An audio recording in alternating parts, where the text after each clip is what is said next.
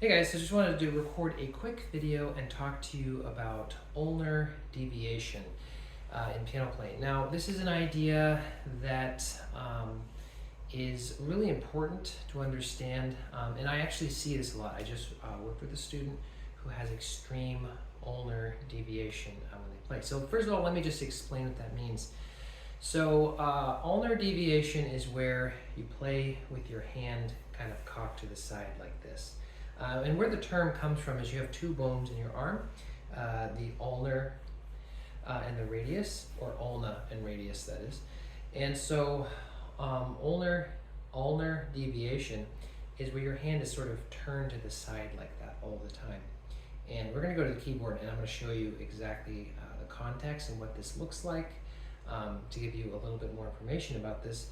But basically what happens is the muscles in the wrist and arm are kind of turned like this, and they can get really tight and fatigued, as well as when we use our fingers, the muscles that control those motions, those raising and lowering motions of the finger, they're located in the forearm, and they connect to tendons which come through the wrist through what's called the carpal tunnel.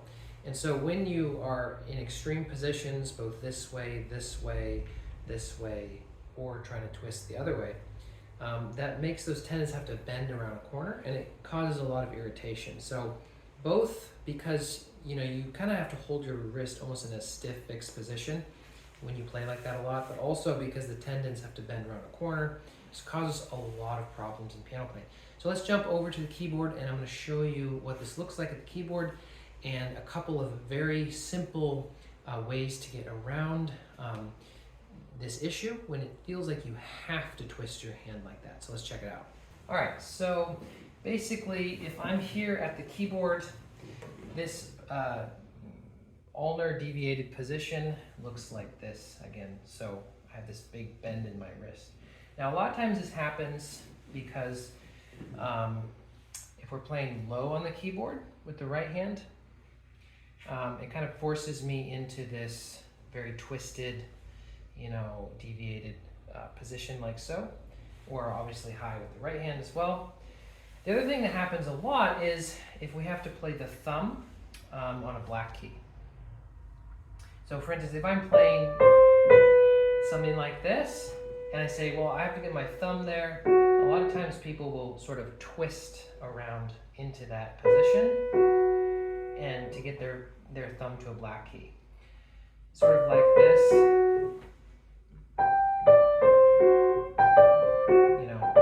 Sort of twisting around like so. And it can happen a lot of times in the left hand as well, with things like that, right? These kind of different patterns that we might play. So let's talk about some ways that we can work around this problem. Now we'll also mention real quick, before we get to that, is I just had a lesson with a student who was playing. I asked him, hey, can you play me a B major scale? And he played his B major scale, and he was in this twisted position the whole time.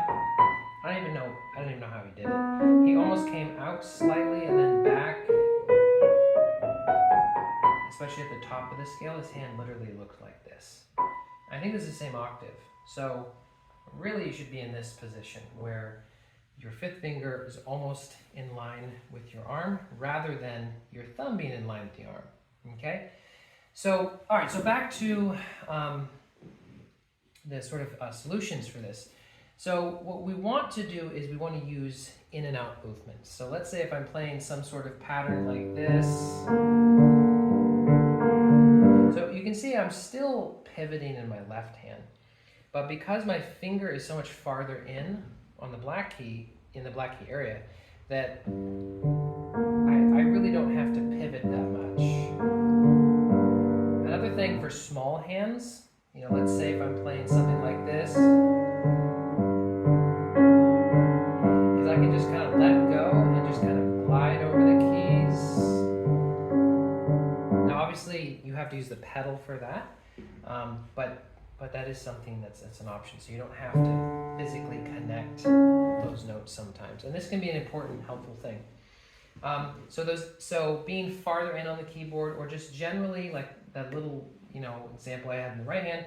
Let's say if I'm playing something like this and I have to go to F sharp there, instead of this, I can just walk my hand in like this. So I start out here and I just walk my hand in, okay? Or I can play the whole thing with my hand farther in. Now that can feel a little, not great playing inside the black key area. And that's part of the reason why we've always been told not to play in the black key area. But it really depends. Depends on what you're playing, If I'm playing something like that,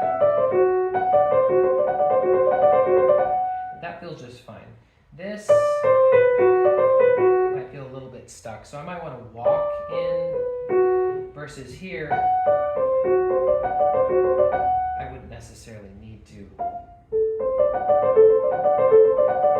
right? That sort of position. And it can be the same thing if you have to play black key with your fifth finger too, right? So it could be because it's short. Instead of trying to twist over, you just play farther in, okay? Now the other thing I mentioned is playing really low or really high with the right hand or left hand. So let's say if I have to play down here, instead of sitting like I normally do in the middle and reaching down, I have this huge bend in my wrist. I'm actually going to lean my whole body over like this. So I still have a little curve in my wrist, but it's nowhere near the extreme range, and that's what we want to avoid. So of course we have to pivot at times. We want to avoid the extreme ranges.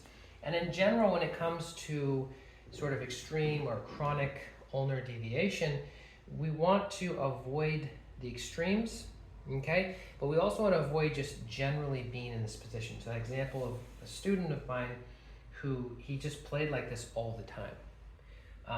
We want to avoid that. That's going to cause a lot of fatigue in the wrist and pain and ultimately irritation. And one thing that I think that happens is normally when young kids or adults, whoever's playing piano, but when they first begin, they play right at middle C a lot.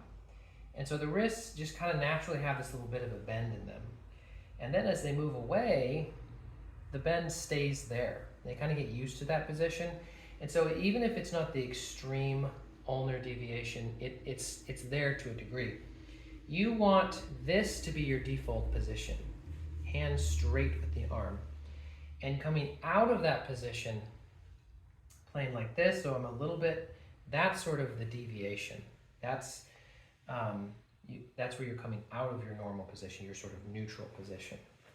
Now, the other thing people do to get around, the twist in the wrist, if you will, is by keeping the hand and arm straight and playing like this, so the elbow is lifted out. Now, that can work, but it depends on the situation. So I wouldn't use that, in all situations. It just really depends on the situation. If I'm playing a scale, right, I can't play at an angle here. That's just not going to work, right? If I'm playing something and I have to reach over,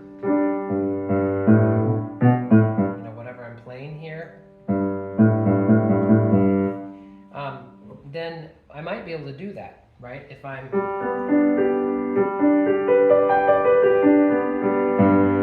don't know, whatever it is, then depending on what I'm doing is I might be able to do that just fine, and vice versa. A lot of times, right, if I'm playing something,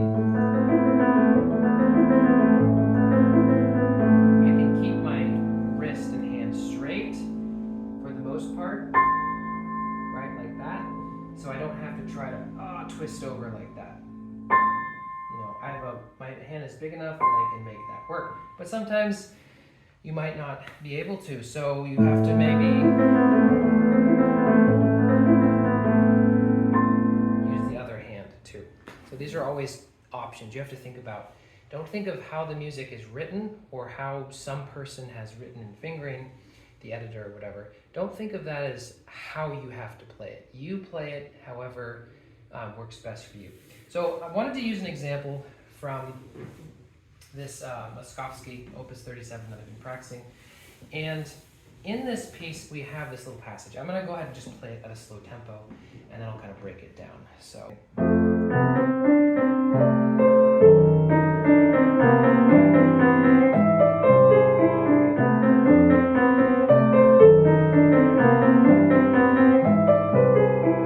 Okay, so in this passage, I have this part here where I have to get my thumb to a black key. And you can try to, re-finger it, whatever, and what you'll find is that this is the best fingering.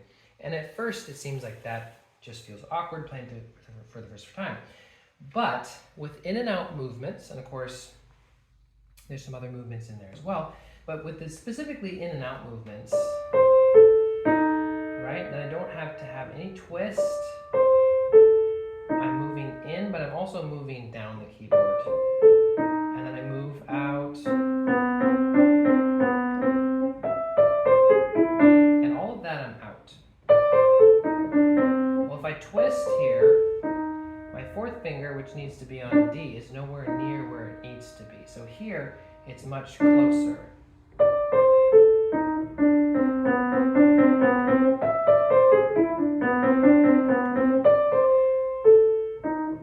So see that movement? So it's in, out. This is all out.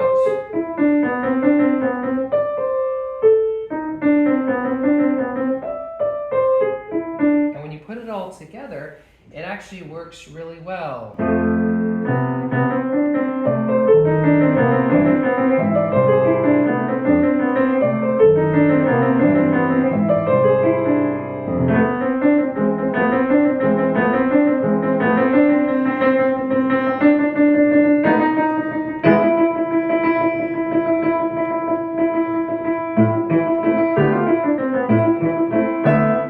So that wraps up that video. If you have any questions, leave them down below. And I hope this was helpful. This is a really common thing, and it can really make your playing at the keyboard really tense. And a lot of times, you might have a lot of other things going for you. You might be using rotation, you might be using arm weight, and you just feel like things should be working and they're not. Well, it could be because of something like this. So there's many different facets to technique. And we can have a lot of good things going for us, but if we have one bad thing, it can really cause a lot of issues. So I hope the examples that I used were helpful and informative, and thank you guys so much for watching, and I'll see you next time.